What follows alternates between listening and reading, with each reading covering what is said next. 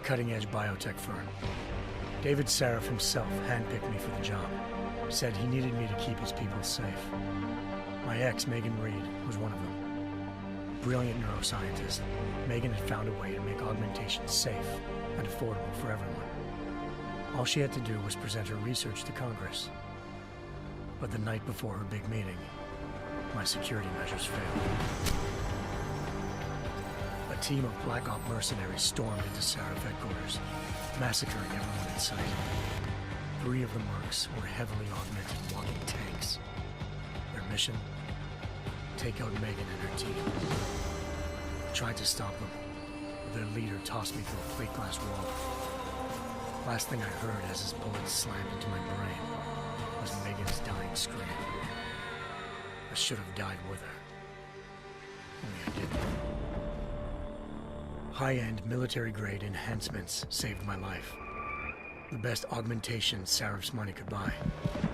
It took me half a year to get a feel for her. Should have taken longer.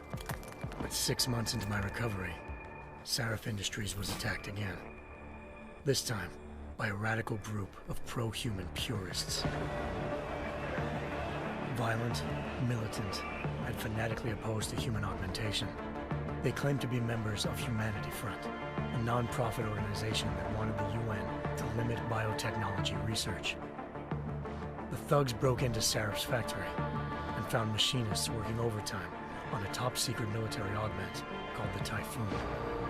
Sarif sent me to retrieve it, and when I did, I found one of the so-called purists next to it, wired with cerebral implants, trying to download its classified specs. Obviously, something more was going on.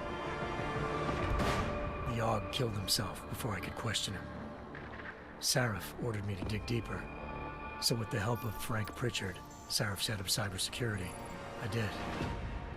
Turns out a second hacker had been controlling the Aug's actions from somewhere off-site. Pritchard and I tracked his signal to a secret FEMA internment camp in Detroit. The Black Op mercenaries were there. The same mercs who'd left me for dead 6 months before. Figured they'd try again when they saw me. It wasn't so easy for them this time. I took out the tank named Barrett, even got him to give me a new lead. A penthouse apartment in China. Of course, we both knew it would be a trap in the end.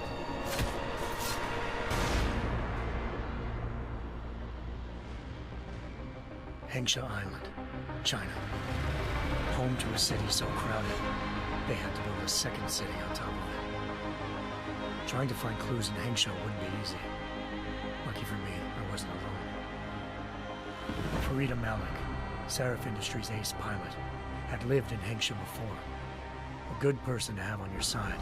She knew enough about the place to get me around. Malik dropped me in the lower city, close to the penthouse Barrett had told me about.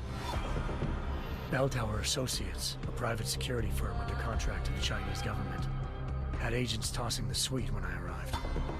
Just not for the reason I'd been expecting. Turns out the man who lived there was a criminal hacker named Van Bruggen. The same hacker who'd been remotely controlling the Aug in Sarif's factory. Van Bruggen's panicked decision to force the man to commit suicide had been a mistake. Now his mercenary partners were gunning for him, and I needed to find him before they did. Locating Van Bruggen meant playing nice with the Triads, Hengsha's organized crime lords. They had the hacker holed up inside a low-rent capsule hotel. By the time I found him, Van Bruggen had no qualms giving up the woman who hired him. Zhao Yunru, president of the Taiyang Medical Corporation. According to Van Bruggen, Zhao wanted to monopolize the augmentation industry and had hired Black Op mercenaries to destabilize her competition. Sarif Industries was at the top of her list. To prove this, I needed to get inside TYM and grab a surveillance hologram off a server. I suspected Van Bruggen was hiding something when he told me this, but nothing could have prepared me for what I saw. Megan wasn't dead. She and her 4 best researchers had been kidnapped, spirited away somewhere while their kidnappers made it look like they were dead. Desperate to learn more, I confronted Zhao in her penthouse. She claimed to be a pawn in a bigger plan, and hinted at a group so powerful it controlled global interests at a whim. Then she slipped into a panic room and hit the alarm, forcing me to make a very quick exit. I figured Zhao was lying, but part of her confession made sense. David Sarif had been worried about his people. So worried, he'd required all of them to have subdermal locator devices surgically implanted. The GPLs would have been broadcasting the day of the attack. But Zhao said a single call to Picus, the world's leader in global 24-hour satellite news, had turned those signals off. I needed to fly to Picus headquarters in Montreal if I wanted to learn more.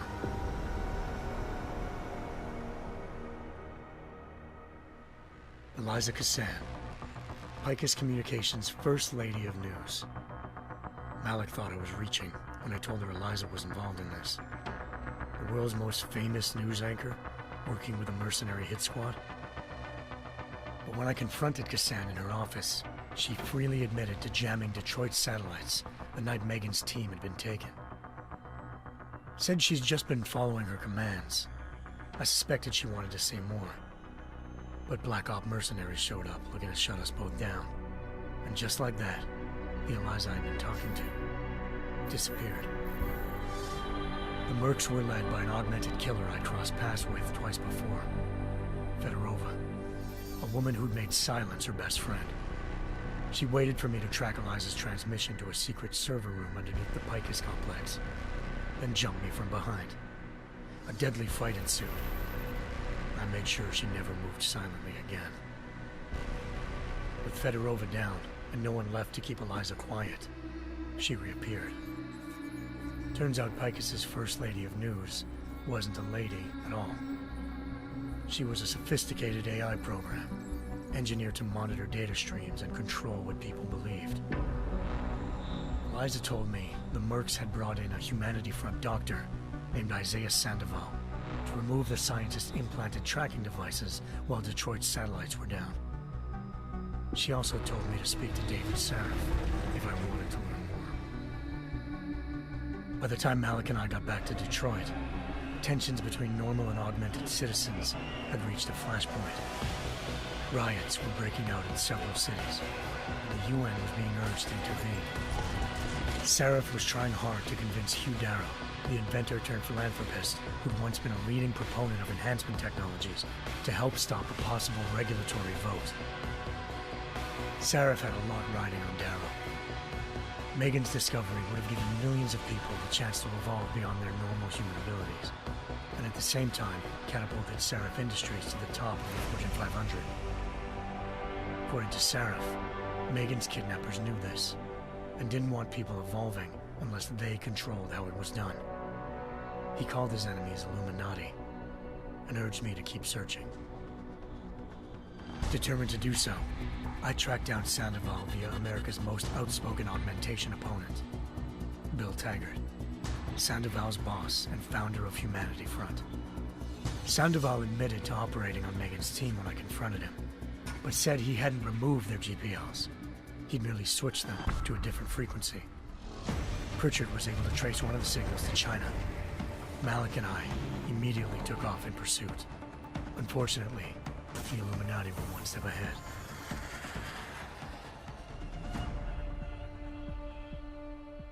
Ambushed. Shot out of the sky by Bell Tower Associates, seconds after entering Hengsha's airspace. Malik's piloting skills saved me. After a tense and bitter struggle, I escaped into Lower Hengsha. The tracking signal I was following led straight to the Triads, or more specifically, to the augmented arm of Tong Si-hung, leader of a gang of augmentation harvesters. Tong said they'd taken the arm off a corpse, which Bell Tower had left at their door, meaning at least one of Sarif's scientists was dead. Maybe not the rest of them, though. Tong pointed me to a port used for human trafficking and helped me slip aboard a Bell Tower ship. It was sailing to Rifleman Bank Station, a military base in the South China Sea. Bell Tower was holding kidnapped civilians as prisoners there, and using them to perfect the Hyron Project, a human-computer interface that left most of its test subjects dead. My search for Megan would have ended then, if not for a mysterious ally named Quinn. In exchange for my help exposing Bell Tower, he slipped me aboard a second ship headed to Singapore and an Illuminati-run biotech facility called Omega Ranch. 3 of Seraph's scientists were there, forced by their captors to create a technology capable of remotely shutting down augmented abilities.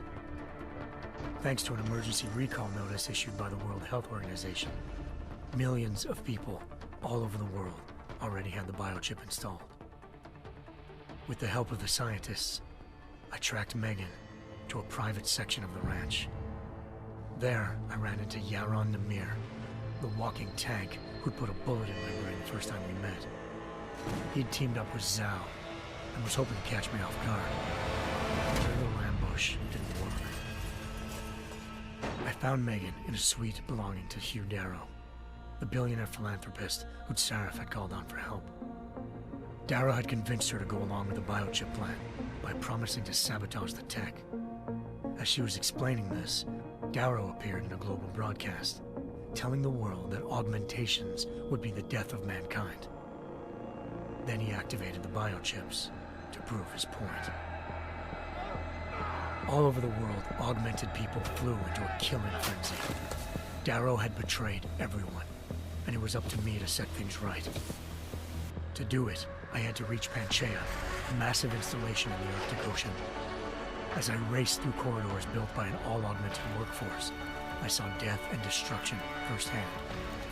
By the time I shut down Darrow's broadcast, I knew the damage he'd done. Still, humanity's future remained unclear. How would the world react to this sabotage? Would people ever regain their faith in augmentations again? What would be the Illuminati's next move? Only time will give us the answers.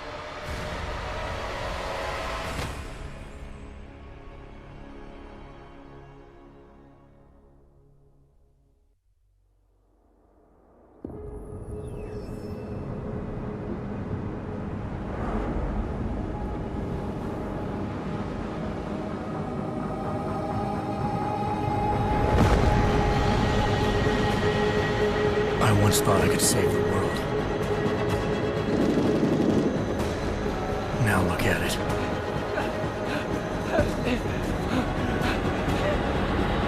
In yet another augmented terror attack, 251 passengers aboard Sister Airlines Flight 451 were killed when an augmented passenger broke into the plane's cockpit and ruthlessly butchered its flight crew.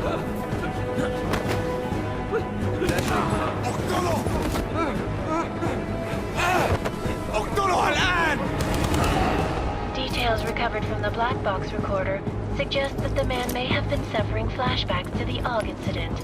That horrible day 2 years ago when augmented people all over the world flew into a psychotic killing spree, causing the greatest loss of life in recent history.